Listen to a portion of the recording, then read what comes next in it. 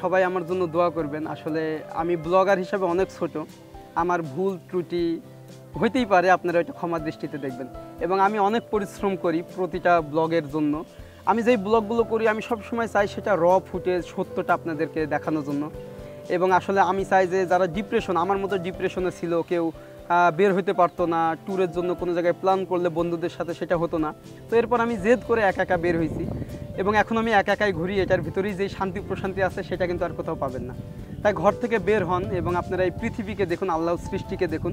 এই পৃথিবীতে কত শত মানুষ বসবাস করে, আপনার জীবনের থেকেও দেখবেন যে কত মানুষ প্রতিবন্ধকতার ভিতরে বসবাস করছে, তাদের দিনে আনে দিনে খায়, কিন্তু তাদের ভিতরে কোনো দুঃখ নাই, হতাশা নাই।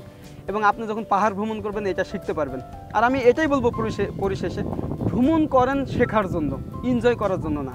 আপনি পাহাড়ে যাই, পাহাড়িদের জীবনযাপন থেকে শিক্ষা নেন, সমুদ্রে যে ওই তীরবর্তী এলাকার জীবনযাপন সম্পর্কে জানুন, চরের মানুষের জীবনযাপন সম্পর্কে জানুন, দেখবেন যে আপনার জীবন অনেক সুন্দর হবে।